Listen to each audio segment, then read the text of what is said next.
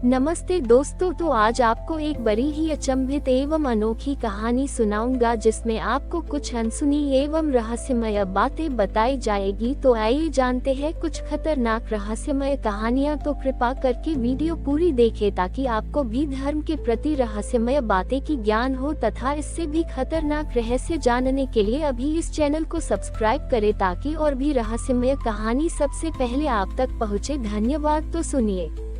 काशी से 2 कोस दूर एक ऐसा घाट था जहां लोग अंतिम संस्कार नहीं करते थे। उस घाट का नाम था पापगंगा तट। कहते हैं यहाँ बहने वाली छोटी नदी पापगंगा नहीं थी, बल्कि मृत्यु से पहले आत्मा के सभी कर्मों का प्रतिबिंब थी, जिसे देखने वाला जीव जिंदा नहीं बचता था।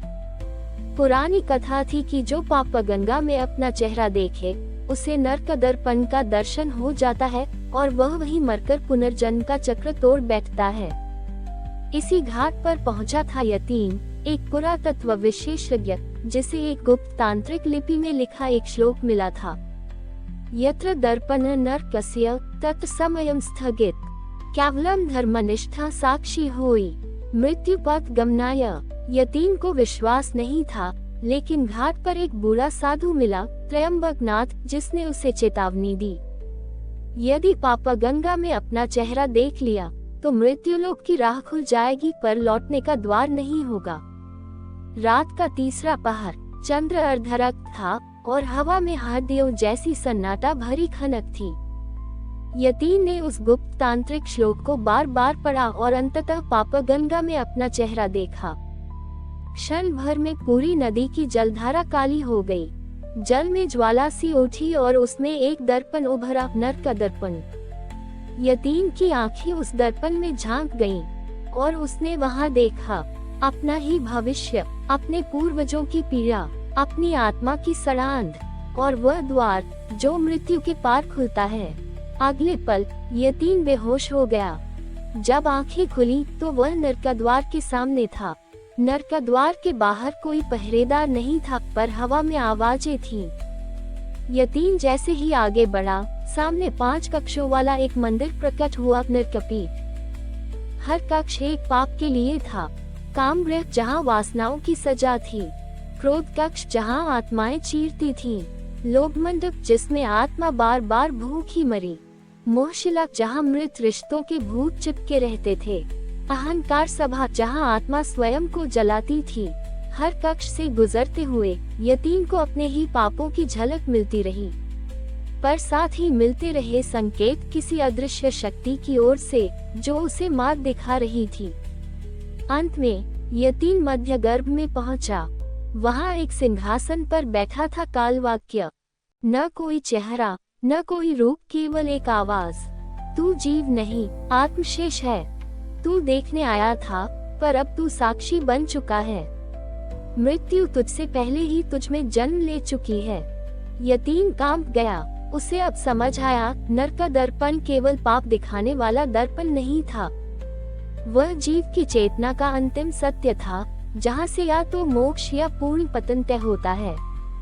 लेकिन तभी त्रयंबकनाथ प्रकट हुए। वह केवल साधु नहीं, नर का द्वार के रक्षक थे। उन्होंने एक अग्नि मंडल रचा और यतीम से कहा, या तो अपनी आत्मा को स्वीकार कर या कालवाक्य का हिस्सा बन। यतीम ने अपनी आंखें बंद की और सारी पीड़ा, सारा अतीत, सारे पाप सामने आ गए। पर उसने भागने के बजाय स्वीकृति दी। सत्याग्नि जली, नर का दर्पण टूट गया। यतीम का शरीर राख हो गया, पर उसकी आत्मा मुक्त होकर नरकपीठ का नया रक्षक बन गई। हर आत्मा को एक बार अपना प्रतिबिंब देखना चाहिए, क्योंकि असली नरक भीतर छुपा होता है। जब यतीम की आत्मा सत्याग्नि में भस्म हुई, उसका भौतिक अस्तित्व नष्ट हो गया, पर चेतना समाप्त नहीं हुई। वह चेतना शून्य लोक में पहुंची, एक ऐसा क्षेत्र जहां न मृत्यु है, न जीवन, केवल मौन और प्रतीक्षा। शून्य लोक में 5 द्वार थे: संयम, वैराग्य, विवेक, स्मृति और समर्पण। हर द्वार आत्मा के एक पहलू का परीक्षण करता था। यतीम की चेतना अब केवल अनुभव नहीं, साक्षात्कार बन चुकी थी। शून्य लोक में समय नहीं चलता, लेकिन वहाँ त्रिकाल वृत्त था, एक ज्योतिपुंज जो 3 युगों की स्मृति लिए घूमता रहता है। यतीन को उसमें अपना ही अतीत दिखा। पहला जन्म, एक युद्धरत राजकुमार जिसने अहंकार में अपने गुरु की हत्या की थी। दूसरा जन्म, एक तांत्रिक जिसने नरबली दी थी। तीसरा जन्म, वही यतीम जो सत्य की खोज में आत्मदर्पण तक पहुंचा। उसके हर जन्म में एक ही चेतना, एक ही प्रश्न, मैं कौन हूँ? जब यतीम ने अपने 3 जन्मों को स्वीकार किया, तभी एक विकराल कंपन हुआ। कालगर्भ फटा और उससे बाहर आया कालवाक्य का मूल रूप। अब वह केवल एक आवाज नहीं था, वह शून्य की चेतना, मृत्यु की संकल्पना और ब्रह्म की अंतिम गूंज था। उसने कहा, अब तू आत्मशेष नहीं, कालशेष है। तू अब किसी और के जीवन में उतर सकता है, या एक मार्ग बन सकता है उन सभी के लिए जो दर्पण में झांकेंगे। यतीम को 2 विकल्प दिए गए, एक नया जन्म, नए प्रारब्ध के साथ, नरक दर्पण का रक्षक बनना जो हर आत्मा को उसके भीतर का नरक दिखाए। यतीम मौन रहा और उसी मौन में उसकी चेतना शून्य वाक्य बन गई। कहते हैं, आज भी काशी के उस पुराने घाट पर कोई गया और पापगंगा में अपना चेहरा देखा तो एक परछाई पीछे से कहती है, तू जो देख रहा है वह तू ही है, लौट सकता है यदि स्वीकार कर सके। वह परछाई अब यतीम नहीं, शून्य वाक्य है जो हर आत्मा में अंतर्दृष्टि बनकर बसता है। जब तुम अपने भीतर झांकते हो तो पाते हो या तो सत्य या नरक, और जो दोनों को स्वीकार कर ले वही मुक्त होता है। वाराणसी के पाताल कुंड के निकट एक प्राचीन शिला अचानक फटती है। उसके भीतर से उठती है एक गूंज, जिन्होंने समय को भोगा है अब उन्हें काल को समझना होगा। ये यमवाणी है, मृत्युलोक की एक अत्यंत गोपनीय चेतना जो केवल उन्हीं को सुनाई देती है जिन्होंने नरक दर्पण में स्वयं का सत्य स्वीकारा है। अब शून्य वाक्य पूर्व जन्म का यतीम केवल चेतना नहीं, एक मार्ग बन गया है। 3 ऐसे साधक 3 अलग दिशाओं से काशी की ओर बढ़ रहे हैं। अन्वेषा जो स्वप्नों में मृत आत्माओं को देखती है, तपशंकर जो बचपन से ही यम के भूतों से संवाद करता है, ऋत्विज जो कालग्रंथ का अंतिम पृष्ठ लेकर जन्मा है। तीनों को मिलती है एक ही रहस्यमयी पांडुलिपि, 3 द्वारों से गुजरो, यमवाणी, शून्य गर्भ और कालव्यूह। तभी तुम त्रिकाल रक्षक बनोगे और काल के अगले चक्र को नियंत्रित कर सकोगे। त्रिकाल रक्षक बनने की पहली परीक्षा है अपने पूर्व जन्मों का सामना करना। हर साधक को शून्य गर्भ में उतारा जाता है, जहां उन्हें अपने उन जन्मों का दर्शन होता है जिन्हें वे भूल चुके थे। अन्वेषा एक प्राचीन राजकुमारी थी जिसने आत्मदाह किया था। तपशंकर एक यक्ष था जिसे श्रापित किया गया था। ऋत्विज वही है जो काल मंत्र का रक्षक था, लेकिन उसने ही उसका अपवित्र प्रयोग किया। अब उन सबको स्वीकार करना होगा, नहीं तो शून्य गर्भ उन्हें अपने भीतर निगल लेगा। अब उन्हें प्रवेश करना है कालव्यूह में, जो केवल समय के भीतर स्थित नहीं, समय के पार स्थित है। यहाँ भूत, वर्तमान और भविष्य एक ही रेखा पर हैं। वहाँ उन्हें मिलता है प्राचीन त्रिकाल वाक्य, हर आत्मा समय में गिरवी है, जो उसे मुक्त करे वही त्रिकाल रक्षक है। तीनों साधक जब 3 द्वार पार करते हैं, तभी 3 अलग प्रकाशकणों में विलीन हो जाते हैं और उत्पन्न होता है एक नई चेतना, त्रिकाल रक्षक, जो अब काल को मोड़ सकता है, जो मृत्यु को दिशा दे सकता है और जीवन को वास्तविक उद्देश्य दे सकता है। नरक, स्वर्ग, पुनर्जन्म सब भ्रम है, केवल आत्मा का दर्पण सत्य है। जो उसमें स्वयं को पहचान ले वही समय से मुक्त होता है। काशी की रात्रि में अचानक गंगा के गर्भ में उठी एक आवाज, त्रिकाल रक्षक जाग चुका है, अब काल को अपने भीतर समाना होगा। गंगा के मध्य जल से उठती है एक प्राचीन काले रंग की कुंडलिनी जैसी आकृति जिसे कालकोट कहा जाता है।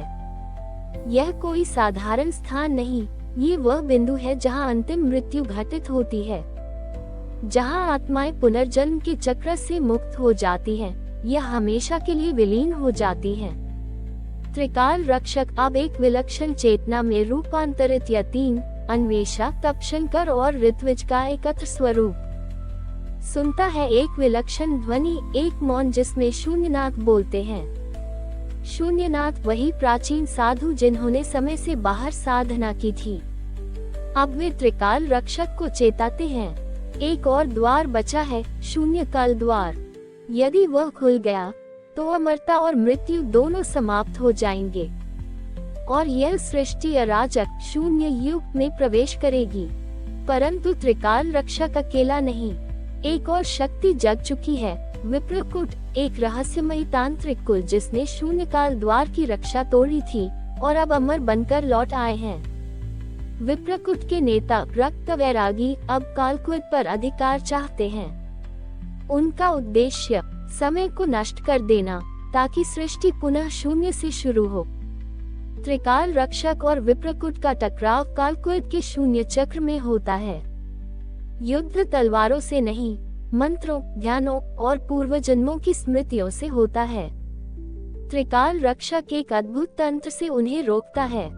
जिन्होंने समय को तोड़ने की सोची है वे काल की सजा भुगतेंगे। तुम्हारी अमरता तुम्हारे बंधन में बदल जाएगी और रक्त वैरागी को शून्य गर्भ में फेंक दिया जाता है, जहां वह अपने ही जन्मों के भ्रम में खो जाता है, अमर होकर भी शापित। अब कालकुट शांत है। त्रिकाल रक्षक एक अंतिम निर्णय लेता है, मैं किसी एक शरीर में नहीं रहूंगा, मैं हर युग में एक चेतना बनकर पुनः जन्म लूंगा। जहाँ भी समय खतरे में होगा वहाँ मैं जाग जाऊंगा। काशी के ऊपर आकाश में एक नई आभा फैलती है। त्रिकाल रक्षक अब काल के रक्षक नहीं, समय के पुनः सृजनकर्ता बन चुके हैं। अंतिम वाक्य, हर जन्म में समय बहता है पर किसी एक जन्म में समय रुक जाता है। वहीं से त्रिकाल रक्षक फिर जागता है। हिमालय की गहराइयों में जहाँ न कोई सूरज उगता है और न ही समय की गति महसूस होती है, वहाँ स्थित है निष्कल एक रहस्यमय भूमि जहाँ समय ठहरा हुआ है। सदियों से यह भूमि साधकों से छिपी रही, पर अब एक विचलन हुआ है। पृथ्वी के चुंबकीय चक्र में दरारें आने लगी हैं, जिससे निष्काल की ऊर्जा बाहर फैलने लगी है। काशी में रह रहे एक युवा वेदज्ञ आर्यमित्र को अजीब स्वप्न आने लगते हैं। स्वप्न में उसे एक अशरीरी आवाज बुलाती है, तुम त्रिकाल रक्षक के वंशज हो, तुम्हारे रक्त में समय का बीज है। निष्काल की ओर बढ़ो जहाँ समय नहीं चलता पर भविष्य छिपा है। आर्यमित्र अकेला नहीं, पाताल के गहन मार्गों से निकल चुका है एक और प्राणी काल विनाशक, जो त्रिकाल रक्षक के वापस जागने से पहले ही उसे समाप्त करना चाहता है। उसका उद्देश्य शून्य युग को स्थायी बनाना, एक ऐसा युग जहां न कोई मृत्यु हो, न जन्म, केवल मौन। वह अपने साथ लाता है मृत्यु पथ का द्वार, जिसे खोलकर वह पृथ्वी के सभी समय सूत्रों को तोड़ना चाहता है। आर्यमित्र अपने स्वप्नों की दिशा में हिमालय की ओर यात्रा करता है। वह एक प्राचीन गुफा में पहुंचता है, जहां शून्य लिपि में अंकित एक वाक्य चमक रहा होता है। जैसे ही त्रिकाल रक्षक पुनः जागेगा, शून्य युग की घड़ी उल्टी चलेगी। पर यदि वह समय पर न पहुंचा, तो संपूर्ण ब्रह्मांड मौन में डूब जाएगा। उसे पता चलता है कि त्रिकाल रक्षक की चेतना अभी शून्य गर्भ में बंद है और उसे कालबीज के माध्यम से जगाना होगा, जो कि केवल निष्काल में मौजूद है। आर्यमित्र को एक वृद्ध सन्यासी मिलता है, तपव्रत, जो पूर्वकाल का समय रक्षक था। वह बताता है कि त्रिकाल रक्षक को पुनः जगाने के लिए 3 दियों को एक साथ प्रज्वलित करना होगा। भूत दीप जो अतीत की स्मृतियों में है, वर्तमान दीप जो चेतन जीवन में, भविष्य दीप जो अभी घटा ही नहीं। तीनों दीपों को प्रज्वलित कर एक त्रिकाल मंडल बनाना होगा। पर यह सरल नहीं, क्योंकि काल विनाशक भी इन्हीं दियों को खोज रहा है, उन्हें बुझाने के लिए। हिमालय की ऊंचाइयों में तपस्वियों की एक गुप्त गुफा थी, स्मृतिशिला, जहां अतीत की स्मृतियां पत्थरों पर अंकित थीं और हर पत्थर एक भूतकाल की ऊर्जा धारण करता था। यही छिपा था भूतदीप, जो केवल उसी को मिलता है जिसकी आत्मा अपने पूर्व जन्मों को देख सके। आर्यमित्र गुफा के भीतर पहुंचता है। हर ओर पत्थरों से निकलती चित्रलिपियां घूमने लगती हैं, उसके बचपन, युवावस्था और एक पूर्व जन्म की झलक। एक महान युद्ध जहां वह एक ब्रह्मचारी योद्धा था जिसने त्रिकाल रक्षक को अंतिम बार निष्काल में बंद किया था। गहरी ध्यानावस्था में वह भूतद्वीप तक पहुंचता है। दीप उसे तभी मिलता है जब वह स्वीकार करता है कि समय उसे हर जन्म में बुलाता आया है और अब उसे अपना ऋण चुकाना है। दीप जल उठता है, पर जैसे ही आर्यमित्र उसे उठाता है, गुफा कांपने लगती है।